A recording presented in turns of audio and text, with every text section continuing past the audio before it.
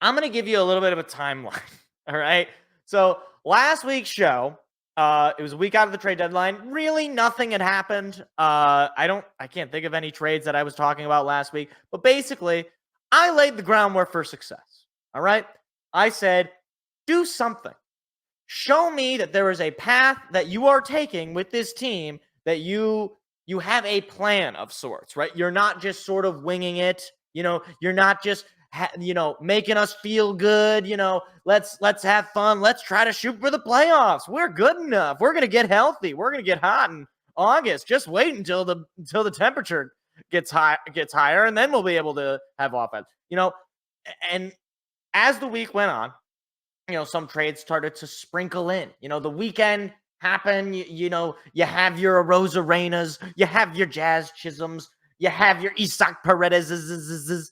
You had all those moves, right? And I am going to periodically check my phone here just in case anything crazy happens. But I want to say it was Friday or no, maybe it was Thursday when the Tigers first they ship off Carson Kelly. So this I wasn't like I was not totally sure that this was going this was one of the names that was kind of rumored as this player could be going potentially. But hey, you know what? Look, Carson Kelly, he was a fine player. He got hot a little bit for us. Pretty solid platoon catcher. Has some offensive value there. But ultimately, I don't think he really had much of a future with the team, given the fact that we have guys like Dylan Dingler and that's basically it. I don't have much else. But we have Dylan Dingler and Jake Rogers is not much better. But either way, Carson Kelly had the trade value, and we managed to flip him for a couple of players, a Liam Hicks and who is a catcher, by the way. So we flip a catcher for a potential future catcher and a righty, Tyler Owens. I'm not going to read off their stats, but they exist. They're real baseball players, technically. They're at the AA level each. Liam Hicks, 25 years old at the AA level, so a little bit older than you'd want. And Tyler Owens, 23 at the AA level. So still, has some potential there. He's got a sub-3 ERA in AAA or AA. So, yeah, not bad for a catcher who really isn't all that good in the grand scheme of things. And you get it for a player, again, that has no future. And that's going to be the theme here, all right? This is going to be the theme that I'm going to have to explain to some Tigers fans because I've been looking at some of the comment sections on Reddit and just hearing from people. And we have to think about this, right? The guys that we traded, all right, they were not going to be a part of the future. We didn't trade guys that had a lot of upside left in them. Minus Jack Flaherty, who we'll get to potentially. We didn't trade Skubal for Stugotz, right? We traded guys that have no future here when we are winning for guys that might have a future. Not that they will.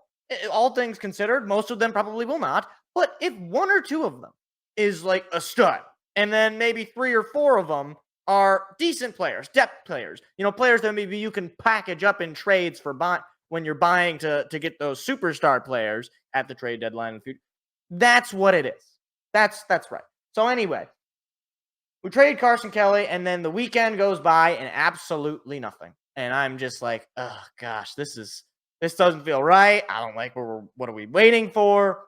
There was not a whole lot of talk with Skubal or Flaherty or Foley or any of these kind of higher names in the pitching department that were moving. And then you see, Jazz Chisholm is going to the Yankees. And you're like, okay, well, they're not going to be interested in the Marcanas of the world.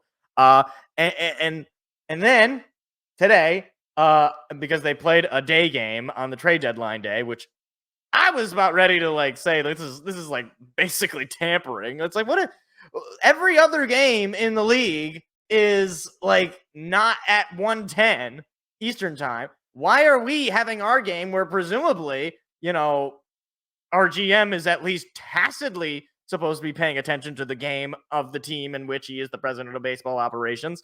But anyway, that's the whole thing. After that game, Tigers get blown out. I don't care. Whatever. They suck. It's terrible. They go ahead and they trade Andrew Chafin for a couple of pitching prospects from the Rangers. So two trades to the Rangers here, and I'm like, all right, Scott, are you aware that there are other teams in the league? You don't have to just trade with the Texas Rangers, but they get Chase Lee and Joseph Montalvo. Chase Lee, a 25-year-old in AAA, a sub-2 ERA. Hey, that sounds great to me. That could be a guy that you might even be able to call up later this season. If he continues to pitch at the level he is. Sounds good to me. Joseph Montalvo, he's a high A player, but he's 22 years old, a sub-3 ERA at the high A. All right. Again, like pretty decent return for, a relief arm that, again, let me stress this, had no future, okay? There was no world where Andrew Chafin is pitching for the Tigers in the World Series. It wasn't going to happen. Now, granted, they could still go out and sign him, I guess, at some point. I like Andrew Chafin, but there was no world where Andrew Chafin is your closer, Game 7, World Series, Tigers, Padres, or whatever. I don't know. I just managed to pick I guess that was the 1984 World Series. Oh, man. If Seth were here, Seth is working tonight, so he's not on the show. But if Seth were here, and we could, if we could have a Tigers Padres World Series again, like a rematch of the 1984 World Series, I'm just saying one of us was going to be depressed. One of us was going to be very, very depressed, and I hope it wasn't me. Anyway, just again periodically. Okay, so the trade is complete with Jack Flaherty and the Dodgers. And this was the big move. This was the second to last move. Was Jack Flaherty traded to the Dodgers for Thayron Lorenzo and Trey Sweeney. And this is the one that people are not happy about. Let me explain something to people. I don't know Trey Sweeney from a hole in the wall. I'm willing to bet that 99.9% of you also don't know Trey Sweeney from a hole in the wall. Who cares? Who cares? These guys are just lottery tickets, right? Okay, so Trey Sweeney is at the AAA level. He's, batting .254 with a .761 OPS. He might be okay. He might be. He's not blowing you away. He's a shortstop. So as far as I'm concerned, this means that Javi Baez might be on his way out soon because I'd rather see what Trey Sweeney has than Javi Baez. And secondly, Thayron Lorenzo, he's a catcher, high A affiliate. He's got a 700 OPS, 220 average. Now, are those numbers blowing you away? No. But the point is, Jack Flaherty had no future. If Jack Flaherty was so hot, right? Why did he end up with the Tigers on a 1-year deal? Any guesses? It's because he wasn't that good the year before. We made him who he is, right? And we have to assume that given the fact that we were willing to give him up and not just re-sign him until 2037, right? We have to assume that the reason we didn't do that is because we don't believe that Jack Flaherty is going to maintain the level of success that he had here, right? I mean, you saw it last year with Michael Lorenzen. I remember last year when we traded Michael Lorenzen, there were some people, and I don't know what they're saying now, but there were some people who were like, oh my God, he was an all-star. How did we only get one prospect? And he's a double-A second base. What are we doing? What about Chase Young? And I'm just like, guys, if your GM is worth half his salt, it doesn't matter. You're going to get somebody out of this. Or at the very least, you're giving up nothing for nothing. And then nobody wins and nobody loses either because you don't have to pay Jack Flaherty anymore. You get a couple of lottery tickets. I don't know if Thayron Lorenzo is going to be good. Maybe he'll be Pudge Rodriguez. I don't know. I don't know Thayron Rodriguez from a guy on the street. The point is, you trade these guys because you're getting lottery picks, right? You're just adding to your asset pool to where, okay, let's say Thayron Lorenzo. Let's say Thayron Smith, Tobias Harris. I don't know. Whoever's in our system, whatever. And you can now use these guys as leverage in those future trades. If Thayron Lucas turns out he's in AAA, and let's just say, Dylan Dingler is legit. Dylan Dingler's Adley Rushman or Pudge Rodriguez. Pick famous good catcher. Dylan Dingler is that guy, right? You don't need Thayron Lucas anymore. Or I keep saying Thayron Lorenzo anymore. What can you do with Thayron Lorenzo? You can trade him for, let's just imagine Jack Flaherty, right? Like if you just have a bunch of assets. I mean, you look at, and this same rule applies in the NHL and in MLB, where it is a matter of just asset management. I mean, different sport and somewhat different situation because you're not trading guys, you're trading picks. Look at the Oklahoma City Thunder in the NBA. They have a haul of draft picks. They can do whatever they want with it. They can use them, and then maybe they draft a really good player because they're a good organization, or they can trade them and get a really good player that they know is really good because they're a good organization. But the point is, they're a good organization. I don't know if Scott Harris is, the next coming of, Theo Epstein or Dave Dombrowski, right? Like, but the point is, if you believe in him, if you think he's so good, if you think he's the smartest guy ever, I got to trust his judgment on Theron Zibanejad or whatever. I don't know. These guys could be named Jacoby Jablinski. And it doesn't matter because, for one, unless you don't have a life, and I don't mean to insult you, but you're not watching the Great Lakes Loons take on the West Michigan Whitecaps. You're just not watching it. And if you are, get help. I mean, like, do something else. Read a book. There's no way you're sitting on a Saturday night and you're just like, you know what I gotta watch? The Loons. If you can tell me what the name of the stadium is that the Great Lake Loons plays in, I don't know. I'll buy you a jersey. I actually have been to the stadium. I went there for a game. This is unrelated, but let me have this tangent here. I went there for a game, but it got rained out, so I didn't actually get to watch the game. Anyway, and also the Tigers traded Mark Canha. Again, they traded for Eric Silva, who is a young Double-A pitcher. He's got a 4.35 ERA, so it's not great, but he's 21 years old and he's in Double-A. Okay, again, Mark Canha had no future. He's 100 years old. I'm pretty sure he fought in the Civil War. Okay, like Mark Canha was not a part of the Tigers' future. So you trade Mark Canha, a guy that I didn't think was even remotely tradable, and you get, a potential depth piece in your pitching department. And again, the Tigers have shown time and time again they can develop pitching. So as far as I'm concerned, when we trade for these pitchers, we could really be getting some studs in the future. I mean, remember, this is back in Al Avila time, so sad days, but remember when we traded Daniel Norris for some kid named Reese Olson? I don't think, myself included, I was like, okay, whatever, nothing really substantial there. But Reese Olson now is a part of this future rotation potential. He's could be a potential stud, or at the very least, just a really solid starter in your rotation. Like, here's the thing. I want to keep stressing this. If the guys that we traded have no possible realistic future with us, then you trade them. Full stop. And Jack Flaherty, as much as I like Jack Flaherty this year, he was fun to watch pitch. He's really good. He really doesn't have a future, okay? At least not with us. He was on a 1-year deal. And again, you can still, if you really love him, if you think he's, the bee's knees, you can go out and re-sign him in free agency. That's fine. If he loves it here and he wanted to stay, then he'll be willing to take your offer, I would imagine. Especially given the fact you revived his career. But, think of it this way, right? For all the people who will say, oh my gosh, that's it. That's all you got for Jack Flaherty. Look, if the Dodgers go out this year and they don't win the World Series, and then Jack Flaherty walks, nobody is going to be talking about how they swindled the Tigers. You know why? Because what did they get?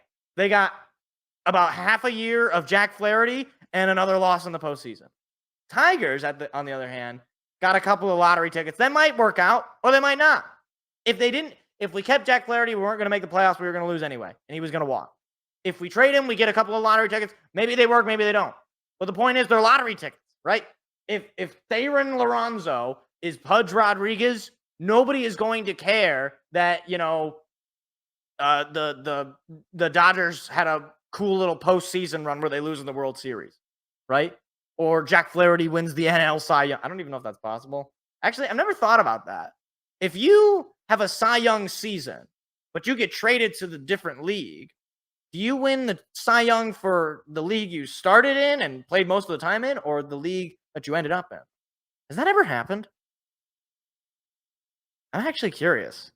I If anybody knows that this has happened, please leave it in the comment section because this is going to be clipped out, obviously. So let me know. I actually, it's actually curious. It would stand to reason that you would get the league that you are currently playing in, Cy Young, but I actually don't know. Anyway, anyway, all this is to say, the Tigers did what I asked them to do. They did something, and you might say, Mike, the standards are so low. You're asking for them to just do anything. Yes. Shut up, okay? Don't you damper. This is my World Series, okay? And in terms of pluses here, look, they keep Scooble. Scooble's a stud. He's probably the best pitcher in baseball, in my humble opinion. I think he is the best pitcher in baseball. So you keep him. You got a couple more years of team control. And those couple of years, I mean, look, if next offseason, they actually are serious and they go out and they get some of these names. They go out and they get some free agent bats.